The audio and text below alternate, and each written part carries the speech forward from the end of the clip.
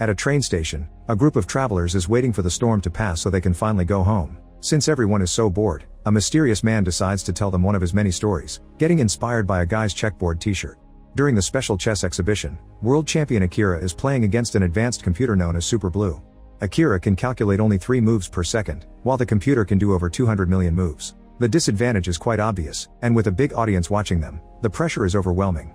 After a long tortuous match, Akira decides to admit his defeat by dropping his king. The audience gasps in shock while the host explains that this is the first time in history that a human has lost to a computer. As reporters surround Akira to take the pictures, the host says that Akira's face looks super blue and everyone laughs. The humiliation causes Akira to hit the board with his king, breaking it in half. 3 years later, Akira is sleeping on the street with other homeless people after spending another night drunk to cope with his depression. Suddenly a fancy car parks in front of him and 2 mysterious men in black suits come out. They grab Akira and drag him into the vehicle while ignoring his protests. Moments later they arrive at a mansion and Akira is left in a room with some very creepy statues surrounding a table. An old man with a cane appears and hopes that his men treated Akira well. He refuses to introduce himself and explains he's looking for the legendary chess world champion. Akira pretends he doesn't know what he is talking about, so the old man explains all the reasons why he thinks Akira is legendary. People used to believe that a Japanese person could never be a champion and Akira proved them wrong. He had lots of consecutive victories so he was named the strongest champion in history. He disgraced the game by losing to a computer, and just one loss was enough to drive him away from the game to the point his whereabouts are a mystery. The old man says he just wants to play against Akira as he picks up a handkerchief from the table to reveal a chess set. The sight is enough to make Akira sick, but he blames it on the hangover. The old man just keeps talking and shows off a binder with all the articles he collected about Akira. There are descriptions of how he fell into a deep depression and became homeless. Obviously there are pictures of him too, so the old man knows he got the right man. Then the old man explains that lots of people including himself lost money because they bet on Akira defeating the computer, so he wants compensation. Since Akira doesn't have money to pay, the old man wants him to play chess with him. Akira says he isn't a millionaire's plaything but the old man can tell he's scared of the board, so he grabs the white king and announces that Akira has already lost. Getting flashbacks of his last match, Akira finally snaps and makes the old man put the king back in place while mentioning what the right opening move is. The old man is incredibly pleased and moves his piece after moving Akira's. He tells him to sit with him, but Akira keeps pacing around the room because he thinks he doesn't need to sit to defeat a beginner. He just mentions his moves and the old man moves the pieces for him.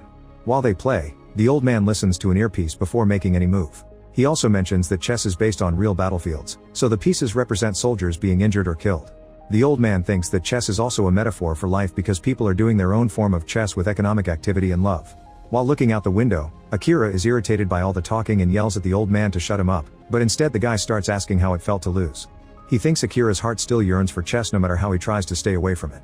His words turn manipulative, playing with Akira's mind until he starts imagining that the people on the street are only wearing black and white suits, and they're standing on a giant chessboard. He compares their positions to those on the table and realizes that they match. When the old man makes his next move, he takes Akira's pawn. At the same time, a black suit proceeds to stab the white one. Akira turns around and sees blood on the white pawn while the old man says that pawns are just nameless soldiers that serve the king so they shouldn't matter. Akira is still freaking out so the old man tells him to go outside and check things himself. On the street, Akira is shocked to confirm that the people are real. He removes the knife from the fallen man, who smiles and asks him for the next move before dying. Suddenly the black and white suits walk away, leaving Akira alone with the body. A random woman screams when he sees him and Akira swears he isn't guilty as he drops the knife and runs away. Sometime later Akira is at a mental clinic to talk to Dr. Tomoda, who has been his psychiatrist since the exhibition. Losing made Akira have nightmares about being crushed by giant chess pieces, which made him irritated during the day. His wife Kumi was always supportive of him, but he couldn't handle it and ran away anyway. Kumi tried to follow him, yet Akira insisted that a defeated king couldn't protect the queen. Akira tells Tomoda what happened with the human chess, but Tomoda thinks he hallucinated the whole thing because Akira is in a bad mental state and only knows how to look at life through chess metaphors. At that moment a fax arrives with the question "what's the next move?" repeated over and over on the page. While Akira yells his next move, Tomoda blames the message on a prank or a wrong number. However, when he opens his book, all the pages have become a chessboard. Soon another fax arrives showing that the old man's queen has taken Akira's knight. Suddenly Tomoda starts puking blood before he drops dead. His coffee cup says queen and a picture on the wall shows him riding a horse, which means he died because he was a knight. Akira then notices someone at the door and when it opens, he's shocked to see the black queen from the human game. She asks for his next move, so a terrified Akira runs away while the fax machine prints a chessboard. In the corridor, Akira finds a kid holding a drawing of the queen's move. The boy asks for the next move and Akira tries to choose his king, but the child explains that it would cause him to lose while revealing a drawing of the king dying. Then Akira starts running away while his mind fills with disturbing mental images of the pawn's death, the old man's manipulation, and bleeding chess pieces. In the parking lot, Akira gets in a car and doesn't notice that the keychain is a chess piece.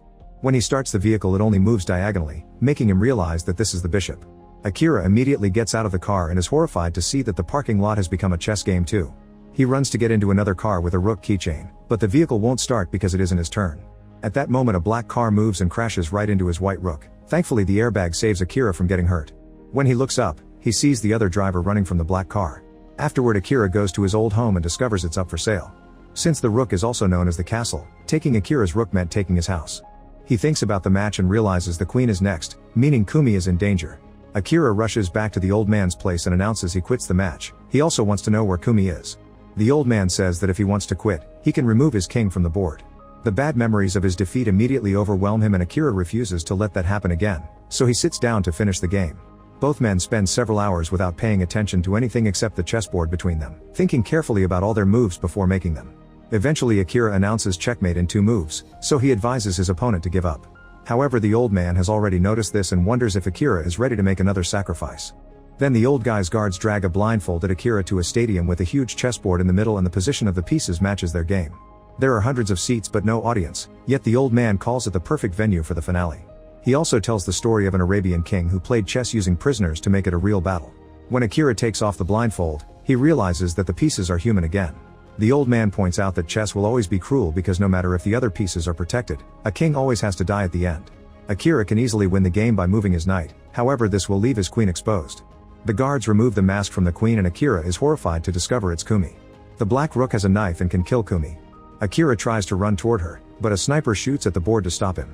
The old guy explains that the penalty for moving on his own is death. Now Akira has to make a choice, win the game and lose his wife, or lose the game to save her. Kumi shakes her head but can't tell him anything because she's been gagged. After thinking about it for several minutes, Akira reminds himself that the king must protect the queen. He then decides to move his king piece, who happens to be himself. The opponent rook immediately advances and stabs Akira, causing him to collapse and lose the game. Suddenly the old guy and all the pieces start clapping. Even Kumi is clapping and smiling. All the human pieces from the street board and Dr. Tomoda enter the stadium as they clap too. Akira blinks and realizes he isn't actually hurt, so the black rook reveals he was using a fake knife. Tomoda explains to Akira that they've tricked him in this crazy game as part of his treatment. They've put him through shock therapy so he could rediscover his love for chess and convince him to enter competitions again. The old guy is a big fan of Akira, so he agreed to pay for everything. He reveals he doesn't have much time left, so he wanted to contribute something to humanity before death. It was his money that developed Super Blue, but he hated seeing a computer beat a human being and wanted a rematch. It turns out Super Blue has been telling the old guy what pieces to move through the earpiece, so Akira has been actually playing against it all along. Akira gets sad for a second because it means he lost against the computer again. However, he doesn't regret it because he finally understands that Kumi is more important, so he asks her for a second chance. Tomoda and the old man then reveal that Akira didn't lose. The computer can't understand the concept of self-sacrifice, so Akira's move was incomprehensible and made the system overload. When Akira turns around, he sees smoke coming out of Super Blue and realizes he did win. The old man concludes that machines can't calculate for love, so Akira made his best move. Kumi congratulates him and calls him champion before they reconcile with a hug. Make sure to subscribe and turn on notifications so you can watch more videos like this. Thanks for watching.